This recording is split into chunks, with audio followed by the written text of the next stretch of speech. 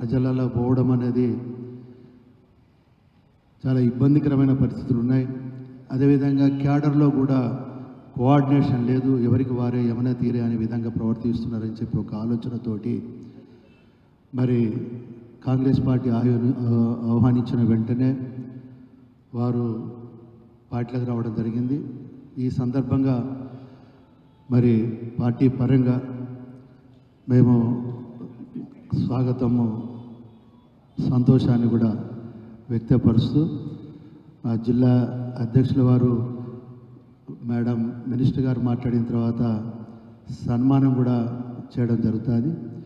వాస్తవంగా రాత్రే ఏఐసిసి నాయకత్వం మరి వరంగల్ పార్లమెంటుకు మరి కడియం కావ్య గారిని పార్లమెంట్ అభ్యర్థిగా అనౌన్స్ కూడా చేయడం జరిగిందనేది మీ దృష్టి తీసుకొస్తూ ఇప్పుడు గౌరవ మంత్రివర్యులు గారిని మాట్లాడవలసిందిగా రిక్వెస్ట్ చేస్తున్నాను. అందరికీ నమస్కారం. పార్లమెంట్ ఇన్ఛార్జ్ వరంగల్ పార్లమెంట్ ఇన్ఛార్జ్గా సోదరులు ఎమ్మెల్యే పరకాల రేవూరు ప్రకాష్ రెడ్డి గారిని నియమించిన సందర్భంలో రేపు 6వ తేదీన తుక్కుగూడలో రాహుల్ గాంధీ గారి బహిరంగ సభ జరుగుతున్న సందర్భంలో కోఆర్డినేషన్ మీటింగ్ పెట్టుకొని మరి ఏ విధంగా ప్రజలను అక్కడికి తరలించాలి, అది విజయవంతం ఏ విధంగా చేయాలనే విషయం మీద ఈరోజు కోఆర్డినేషన్ మీటింగ్ పెట్టుకొని మీడియా ముందుకు రావడం జరిగింది. మరి వరంగల్ హైదరాబాద్కు దగ్గర ముఖ్యంగా వేదిక మీద ఉన్నటువంటి సోదరులు మరి రేవూరి ప్రకాష్ రెడ్డి గారికి, ఎమ్మెల్యే రాజేందర్ రెడ్డి గారికి, సోదరిమణి స్వర్ణ గారికి, మరి కన్రా సత్యనారాయణ అన్నగారికి, రామరెడ్డి అన్న గారికి, కొత్తగా పార్టీలోకి వచ్చిన సీనియర్ నాయకులు సోదరులు శ్రీహర్ అన్న గారికి, ఎమ్మెల్యే నాగరాజు గారికి, బంకా సరళ గారికి, ఇంకా అన్నున్నాడు, అందరికీ వచ్చిన నాయకులకి, మీడియా మిత్రులకు నమస్కారం. ఎందుకంటే మన మేనిఫెస్టో, తెలంగాణ మేనిఫెస్టో తుక్కుగూడలో సోనియా గాంధీ గారు వచ్చి ప్రవేశపెట్టిన సందర్భంలో ప్రజలందరూ కూడా 6 గ్యారంటీల మీద విశ్వాసంతో మరి గత ప్రభుత్వ పరిపాలన మీద ఉన్నటువంటి వ్యతిరేకతతోటి ఇందిరమ్మ రాజ్యం రావాలని చెప్పి కాంగ్రెస్ పార్టీకి మరి ఈరోజు అధిక మెజారిటీ ఇచ్చి గెలిపించిన శుభ సందర్భంలో మరి ప్రత్యేకమైన దృష్టి ఇక్కడ హైకమాండ్ తెలంగాణ మీద పెట్టడము, మరి ఇక్కడ నుంచి ఒక సెంటిమెంట్గా మళ్ళీ తెలంగాణలోనే ఒక మేనిఫెస్టో, కేంద్రం యొక్క మేనిఫెస్టో కూడా రిలీజ్ చేయాలన్నటువంటి ఆలోచనతోటి రాహుల్ గాంధీ గారు 6వ తేదీలో ఇక్కడ సమావేశానికి రావడం జరుగుతుంది. మరి ఆ రోజు ఏ విధంగానైతే ఆ బహిరంగ సభను మరి విజయవంతం చేశామో అదే క్రమంలో మళ్ళీ ఆ సభను విజయవంతం చేయడానికి మరి అందరి ఎమ్మెల్యేలకి కూడా మేము సూచనలు సలహాలు ఇవ్వడం జరిగింది. ఎందుకంటే వాళ్ళు సీనియర్ నాయకులే, ఎవరికి చెప్పాల్సిన అవసరం లేదు. మరి ఏ విధంగా ప్రజలను తరలించాలో వాళ్లకు తెలుసు. మరి ఈ ప్రజలు కూడా స్వచ్ఛందంగా ఈరోజు కాంగ్రెస్ పార్టీ అధికారం వచ్చిన తర్వాత 6 గ్యారంటీల్లో 5 గ్యారంటీలు అమలు చేసిన మరి సందర్భంలో ప్రజలందరూ కూడా చాలా పాజిటివ్ ఆలోచనతోటి కాంగ్రెస్ ప్రభుత్వం మీద ఉన్నారు. అదే క్రమంలో ఈరోజు లిక్కర్ స్కామ్లో కవిత అరెస్ట్ అవ్వడమేమి, ఫోన్ ట్యాపింగ్లో కేటీఆర్ గారు ఈరోజు వాళ్ళ పేర్లు బయటకు రావడం అయితేనేమి, ఇటువంటి ఎన్నో రకాల వార్తలను చూస్తున్న వాళ్ళల్లో మొత్తం మీద బీఆర్ఎస్ అంటేనే వ్యతిరేకంగా ఈరోజు ప్రజల్లో ఉండిపోయింది. మరి బీజేపీ ప్రభుత్వం కూడా కేంద్రంలో అధికారంలో ఉన్నా కూడా తెలంగాణకు మాత్రం చేసింది శూన్యం. కాబట్టి రేపు దక్షిణ తెలంగాణ ప్రాంతంలో బీజేపీకి ఎటువంటి ఆదరణ ఉండదు. ముఖ్యంగా మన తెలంగాణలో మాత్రం అసలు కూడా ఆదరణ ఉండదు అని చెప్పి ఈ సందర్భంగా నేను విజ్ఞప్తి చేస్తూ మరి అధిక సీట్లను రేపు మేము పార్లమెంట్లో గెలవబోతున్నాము అనేటువంటి ఒక విశ్వాసాన్ని కూడా రేవంత్ రెడ్డి గారి మరి పరిపాలన ద్వారా ఈరోజు ప్రజలు గెలిపించబోతున్నారనేటువంటి ఒక విశ్వాసాన్ని కూడా ఈ సందర్భంగా నేను తెలియజేస్తూ ఉన్నాను. మరి అందరికీ కూడా ఈ వేదిక మీద నుంచి మన నాయకులకు, కార్యకర్తలకు కూడా విజ్ఞప్తి చేస్తూ ఉన్నాను. 6వ తేదీన జరిగేటువంటి ఆ బహిరంగ సభలో మనం అందరం కూడా పెద్ద ఎత్తున పాల్గొని రాహుల్ గాంధీ గారి సభను విజయవంతం చేయాలని, అదేవిధంగా ఇక్కడ పార్లమెంట్ ఇన్ఛార్జ్గా రేవూరి ప్రకాష్ రెడ్డి నాయకత్వంలో వారు ఇచ్చిన డైరెక్షన్స్ను ఫాలో అవుతూ మరి ఇక్కడ ఉన్నటువంటి అందరూ ఎమ్మెల్యేలు కానీ, కంటెస్టెడ్ క్యాండిడేట్లు కానీ ప్రతి ఒక్క నాయకుడు కూడా ముందుకు కదిలి వరంగల్ పార్లమెంట్లో కూడా అధిక మెజారిటీనిచ్చి మరి ఇక్కడ కడియం శ్రీహరి గారి కూతురు మరి ఆయన చాలా సీనియర్ అనుభవజ్ఞులు.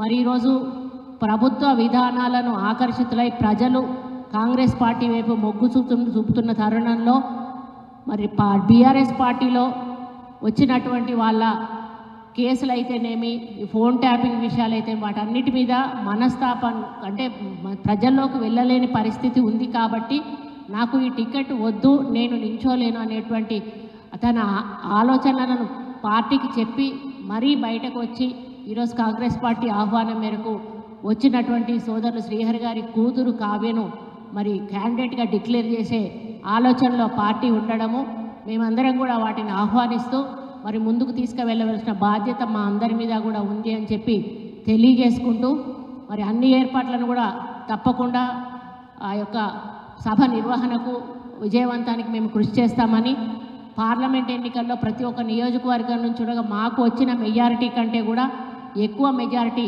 తీసుకురావడానికి ప్రతి ఒక్కరం కూడా కష్టపడదామని కూడా తెలియజేసుకుంటూ మరి రాబోయే ఎన్నికల్లో మరి మీ మీడియా మిత్రుల సహకారం కూడా ఎంతైనా అవసరం. మీరందరూ కూడా చూశారు, గత పరిపాలనలో మిమ్మల్ని ఎవరు కూడా పట్టించుకోలేదు. ఆ రోజు రాజశేఖర రెడ్డి గారు ఉన్నప్పుడు మాత్రం మీడియా వాళ్ళని పట్టించుకున్నారు.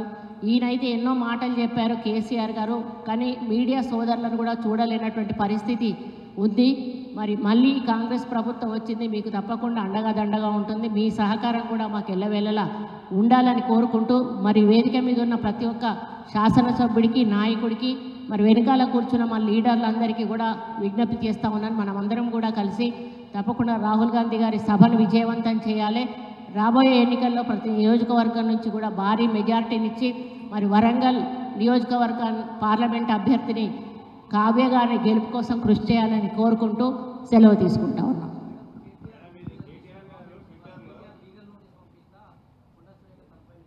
పంపించమనండి, తప్పేముంది. ఆయన మైక్ పట్టుకొని ఇష్టం ఉన్నట్టు మాట్లాడి రేవంత్ రెడ్డి గారిని పబ్లిక్గా తిట్టి అదొక జోక్ అనుకొని నవ్వుకుంటూ ఏంటో పిచ్చి పిచ్చి జోక్లు అట్లాంటివి మాట్లాడి దిగజారిపోయి ఈరోజు ఏం మాట్లాడాలి ప్రజల ముందు, మీడియా ముందు అనేటువంటి ఆలోచన లేకుండా ఆయన మాట్లాడి ఈరోజు దానికి కౌంటర్ మాట్లాడితే నా మీద లీగల్ నోటీస్ పంపిస్తా అంటే పంపించుకొనివ్వండి. మేము దానికి ఆన్సరబుల్ ఉన్నాము, చేస్తాము. మేము ఎక్కడా కూడా తప్పు మాట్లాడలేదు. ఆయన ఇచ్చిన దానికి కౌంటర్ మాత్రమే మేము మాట్లాడడం జరిగింది. ఇచ్చుకున్నా మాకేం ప్రాబ్లం లేదు. ఎందుకంటే ఇకనైనా భాష మార్చుకుంటే మంచిదని మళ్ళీ కూడా నేను హెచ్చరిస్తా ఉన్నాను. ఎందుకంటే మీ నాన్న దగ్గర నుంచే స్టార్ట్ అయింది భాష వక్రీకరించి మాట్లాడడము, ఇటువంటి భాష మాట్లాడడం అనేది ఒక్కసారి వెనక్కి తిరిగి తీసుకుంటే మీ కుటుంబం నుంచే స్టార్ట్ అయింది. అది మీ కుటుంబం మాట్లాడింది కాబట్టి దాని కౌంటర్గా ఎదురుగా వాళ్ళు కూడా మాట్లాడాల్సిన అవసరం వచ్చింది. మీరు మాట్లాడే పద్ధతి బాగుంటే మేము మాట్లాడే పద్ధతి బాగుంటుంది, మీరు మాట్లాడే పద్ధతిని బట్టే మా మాట ఉంటుంది. కాబట్టి అదే పద్ధతిలో మేము కూడా మాట్లాడతామని తెలియజేస్తా ఉన్నాం.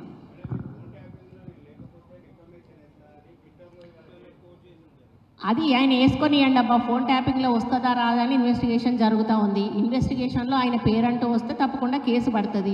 ఇప్పుడు అధికారులు వాళ్ళ అధికారులే కదా వచ్చి వాళ్ళే అప్రూవల్గా మారుతూ ఉన్నారు కదా. అమెరికాలో ఉన్న వాళ్ళు, బయట దేశాలకు పోయిన వాళ్ళు కూడా ఈరోజు వాళ్ళకి మాకు సంబంధం లేదు, వాళ్ళు చెప్తే మేము చేసాము, మమ్మల్ని వదిలిపెట్టండి బాబు అని కాళ్ళ బేరానికి వస్తున్నారు. మరి వాళ్ళకి ఎందుకు భుజాలు తడుముకుంటున్నాడు? ఆయన లేనప్పుడు సంతోషమే కదా, ఆయన సంతోషపడాలి. ఎందుకు భయపడుతున్నాడు? మరి ఎందుకు వచ్చిరాని ప్రేలాపనలు బయట వెళ్తూ ఉన్నాడు? ఆయనకు తప్పు ఉంది కాబట్టి భయం ఉంది, భయం ఉంది కాబట్టి పిచ్చి పిచ్చిగా మాట్లాడుతూ ఉన్నాడు. ఆ పిచ్చి పిచ్చిగా మాట్లాడినప్పుడు అర్థమవుతుంది ఆయనకు ఫ్రస్ట్రేషన్ ఉంది. ఓడిపోయిన ఫ్రస్ట్రేషన్ ఒక పక్క, ఫోన్ ట్యాపింగ్ కేసు ఒక పక్క వచ్చింది, చెల్లబోయే జన్మస్థానంలో అవేంటి వాటిని ఏమంటారు రుద్రాక్ష మాలలు పట్టుకొని పూజలు చేస్తుంది. మరి ఆమెకు తాలిబొట్టు కావాలంటే నేనైతే ఇన్ని సంవత్సరాల కాలంలో ఎప్పుడు తాలిబొట్టు మెడలో వేసుకోగానే అయితే చూడలేదు. మరి అందులోకి పోయినాక తాలిబొట్లు గుర్తొస్తున్నాయి, రుద్రాక్ష మాలలు గుర్తొస్తూ ఉన్నాయి, ఇవన్నీ గుర్తొస్తూ ఉన్నాయి. ఇదేదో బయట ఉన్నప్పుడు ప్రజల మీద ఉండి ప్రజలకు సేవ చేస్తే ఈరోజు ఈ పరిస్థితి మీకు వచ్చి ఉండేది కాదు కదా. 9.5 సంవత్సరాల్లో మీకు ఇచ్చిన అధికారాన్ని దుర్వినియోగం చేసుకొని ఈరోజు నీతులు మాట్లాడితే ప్రజలు నమ్మే పరిస్థితుల్లో లేరు. కాబట్టి మీరు ఎన్ని చెప్పినా కూడా ప్రజలకు సమస్య ఏంటో అర్థమైంది, మీ వ్యక్తిత్వం ఏంటో అర్థమైంది, మీ పార్టీ ఆలోచన ఏంటో అర్థమైంది. కాబట్టి మీరు ఏం మాట్లాడినా కూడా ఈరోజు ప్రజలు విశ్వసించే పరిస్థితుల్లో లేరు. అక్క మంత్రి గారికి ఇంకో మాట్లాడుకుని వచ్చిన విజ్ఞప్తి అక్క, అన్ని జిల్లాల విలేకరులకు ఇండ్లు ఇచ్చారు, అందరికీ 2-3 కోట్ల విలువలు ఉన్నాయి అక్క, ధైర్యం ఉన్నది. మరి ఇక్కడ ఉన్న శాసనసభ్యులు అందరం కలిసి సీఎం గారి దగ్గరికి వాళ్ళ తరఫుకి 4 తీసుకుపోయి ఒక డేట్లో దాని ఫుల్ అన్ని రెడీగా ఉన్నాయి. వడ్డీస్తే అయిపోతుంది కానీ దాన్ని గట్టిగా ఇచ్చి చేసిన ఎవరు పట్టించుకోవాలి. ఓ డేటు ఈ కోడ్ అయిపోయినాకన్నా మరి కోడ్ ముందు పోయేటటువంటి ఒక పూట కోడ్ తర్వాతనే కనుక కోడ్ తర్వాత ఒక పూట డేట్ తీసుకొని ఇది చేసేటట్టు చేయండి అక్క. అదేవిధంగా కడియం శ్రీహరి గారు పెద్దలు మొదటిసారి పార్టీ ఆఫీస్కు రావటం, జాయిన్ అయిన తర్వాత మొదటిసారి రావటం, వారిని శాసనసభ్యులు అందరం కూడా కలిసి సన్మానిస్తామని చెప్తాం.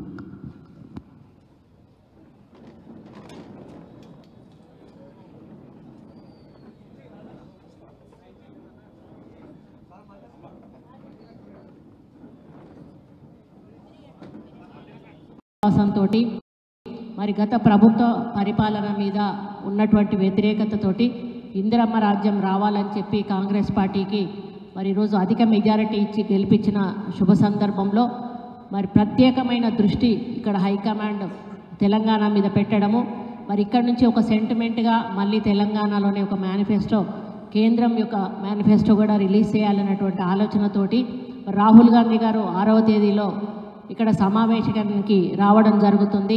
మరి ఆ రోజు ఏ విధంగానైతే ఆ బహిరంగ సభను మరి విజయవంతం చేశామో అదే క్రమంలో మళ్ళీ ఆ సభను విజయవంతం చేయడానికి మరి అందరి ఎమ్మెల్యేలకి కూడా మేము సూచనలు సలహాలు ఇవ్వడం జరిగింది.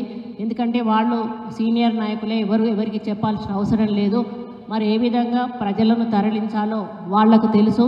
మరి ఈ ప్రజలు కూడా స్వచ్ఛందంగా ఈరోజు కాంగ్రెస్ పార్టీ అధికారం వచ్చిన తర్వాత 6 గ్యారంటీల్లో 5 గ్యారంటీలు అమలు చేసిన మరి సందర్భంలో ప్రజలందరూ కూడా చాలా పాజిటివ్ ఆలోచనతోటి కాంగ్రెస్ ప్రభుత్వం మీద ఉన్నారు. అదే క్రమంలో ఈరోజు లిక్కర్ స్కామ్లో కవిత అరెస్ట్ అవ్వడమేమి, ఫోన్ ట్యాపింగ్లో కేటీఆర్ గారు వేదిక పైనున్న గౌరవ మంత్రివర్యులు సోదరి శ్రీమతి సురేఖ గారు, సోదరులు శ్రీ ప్రకాష్ రెడ్డి గారు,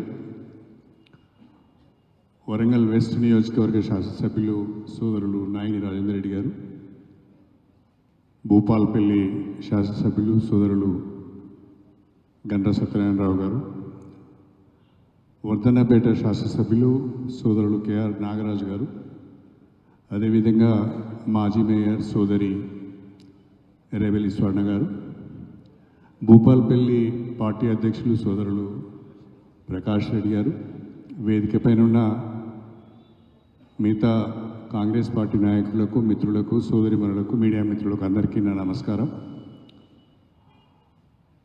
మొట్టమొదటిసారిగా కాంగ్రెస్ పార్టీ కార్యాలయానికి వచ్చిన సందర్భంగా హృదయపూర్వకంగా స్వాగతించి ఆహ్వానించి స్వాగతం పలికిన మా నాయకులందరికీ కూడా నా ధన్యవాదాలు. ప్రత్యేకంగా కాంగ్రెస్ పార్టీలోకి ఆహ్వానించి పార్టీలో చేర్చుకున్న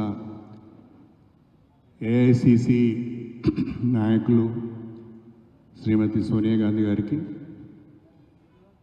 గౌరవనీయులు శ్రీ మల్లికార్జున ఖర్గే గారికి, గౌరవనీయులు శ్రీ రాహుల్ గాంధీ గారికి, మన రాష్ట్ర ముఖ్యమంత్రి పిసిసి అధ్యక్షులు శ్రీ రేవంత్ రెడ్డి గారికి, రాష్ట్రానికి సంబంధించిన మంత్రులందరికీ, పిసిసి కార్యవర్గానికి, ఉప ముఖ్యమంత్రి వర్యులు గౌరవనీయులు శ్రీ బట్టి విక్రమార్క గారికి, ప్రతి ఒక్కరికి కూడా హృదయపూర్వకంగా ధన్యవాదాలు తెలుపుకుంటూ, కాంగ్రెస్ పార్టీ విధానాలకు లోబడి ఉమ్మడి వరంగల్ జిల్లాలో కాంగ్రెస్ పార్టీ బలోపేతానికి, ప్రజా సమస్యల పరిష్కారానికి, ఈ ప్రాంత అభివృద్ధికి నా వంతు కృషి చేస్తానని కాంగ్రెస్ పార్టీలో ఒక కార్యకర్తగా కలిసి అందరితో ముందుకు వెళ్తానని చెప్పి ఈ సందర్భంగా తెలియజేసుకుంటూ, హృదయపూర్వకంగా ఆహ్వానించిన వేదిక పైన ప్రతి ఒక్కరికి మరొకసారి నా ధన్యవాదాలు తెలుపుకుంటూ సెలవు తీసుకుంటున్నాను.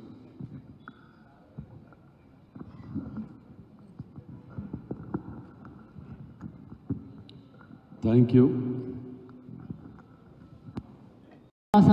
తోటి మరి గత ప్రభుత్వ పరిపాలన మీద ఉన్నటువంటి వ్యతిరేకతతోటి ఇందిరమ్మ రాజ్యం రావాలని చెప్పి కాంగ్రెస్ పార్టీకి మరి ఈరోజు అధిక మెజారిటీ ఇచ్చి గెలిపించిన శుభ సందర్భంలో మరి ప్రత్యేకమైన దృష్టి ఇక్కడ హైకమాండ్ తెలంగాణ మీద పెట్టడము, మరి ఇక్కడ నుంచి ఒక సెంటిమెంట్గా మళ్ళీ తెలంగాణలోనే ఒక మేనిఫెస్టో, కేంద్రం యొక్క మేనిఫెస్టో కూడా రిలీజ్ చేయాలన్నటువంటి ఆలోచనతోటి రాహుల్ గాంధీ గారు 6వ తేదీలో ఇక్కడ సమావేశానికి రావడం జరుగుతుంది. మరి ఆ రోజు ఏ విధంగానైతే ఆ బహిరంగ సభను మరి విజయవంతం చేశామో అదే క్రమంలో మళ్ళీ ఆ సభను విజయవంతం చేయడానికి మరి అందరి ఎమ్మెల్యేలకి కూడా మేము సూచనలు సలహాలు ఇవ్వడం జరిగింది. ఎందుకంటే వాళ్ళు సీనియర్ నాయకులే, ఎవరికి చెప్పాల్సిన అవసరం లేదు. మరి ఏ విధంగా ప్రజలను తరలించాలో వాళ్లకు తెలుసు. మరి ఈ ప్రజలు కూడా స్వచ్ఛందంగా ఈరోజు కాంగ్రెస్ పార్టీ అధికారం వచ్చిన తర్వాత 6 గ్యారంటీల్లో 5 గ్యారంటీలు అమలు చేసిన మరి సందర్భంలో ప్రజలందరూ కూడా చాలా పాజిటివ్ ఆలోచనతోటి కాంగ్రెస్ ప్రభుత్వం మీద ఉన్నారు. అదే క్రమంలో ఈరోజు లిక్కర్ స్కామ్లో కవిత అరెస్ట్ అవ్వడమేమి, ఫోన్ ట్యాపింగ్లో కేటీఆర్ గారు ఈరోజు వాళ్ళ పేర్లు బయటకు రావడం అయితేనేమి, ఇటువంటి ఎన్నో రకాల వార్తలను చూస్తున్న వాళ్ళలో మొత్తం మీద బీఆర్ఎస్ అంటేనే వ్యతిరేకంగా ఈరోజు ప్రజల్లో ఉండిపోయింది. మరి బీజేపీ ప్రభుత్వం కూడా కేంద్రంలో అధికారంలో ఉన్నా కూడా తెలంగాణకు మాత్రం చేసింది శూన్యం. కాబట్టి రేపు దక్షిణ తెలంగాణ ప్రాంతంలో బీజేపీకి ఎటువంటి ఆదరణ ఉండదు. ముఖ్యంగా మన తెలంగాణలో మాత్రం అసలు కూడా ఆదరణ ఉండదు అని చెప్పి ఈ సందర్భంగా నేను విజ్ఞప్తి చేస్తూ, మరి అధిక సీట్లను రేపు మేము పార్లమెంట్లో గెలవబోతున్నాము అనేటువంటి ఒక విశ్వాసాన్ని కూడా రేవంత్ రెడ్డి గారి మరి పరిపాలన ద్వారా ఈరోజు ప్రజలు గెలిపించబోతున్నారు అనేటువంటి ఒక విశ్వాసాన్ని కూడా ఈ సందర్భంగా నేను తెలియజేస్తూ ఉన్నాను. మరి అందరికీ కూడా ఈ వేదిక మీద నుంచి మన నాయకులకు, కార్యకర్తలకు కూడా విజ్ఞప్తి చేస్తూ ఉన్నాను. 6వ తేదీన జరిగేటువంటి ఆ బహిరంగ సభలో మనం అందరం కూడా పెద్ద ఎత్తున పాల్గొని రాహుల్ గాంధీ గారి సభను విజయవంతం చేయాలని, అదేవిధంగా ఇక్కడ పార్లమెంట్ ఇన్ఛార్జ్గా రేవూరు ప్రకాష్ రెడ్డి నాయకత్వంలో వారు ఇచ్చిన డైరెక్షన్స్ ఫాలో అవుతూ మరి ఇక్కడ ఉన్నటువంటి అందరూ ఎమ్మెల్యేలు కానీ కంటెస్టెడ్ క్యాండిడేట్లు కానీ ప్రతి ఒక్క నాయకుడు కూడా ముందుకు కదిలి వరంగల్ పార్లమెంట్లో కూడా అధిక మెజారిటీనిచ్చి మరి ఇక్కడ కడియం శ్రీహరి గారి కూతురు, మరి ఆయన చాలా సీనియర్ అనుభవజ్ఞులు, మరి ఈరోజు ప్రభుత్వ విధానాలను ఆకర్షితులై ప్రజలు కాంగ్రెస్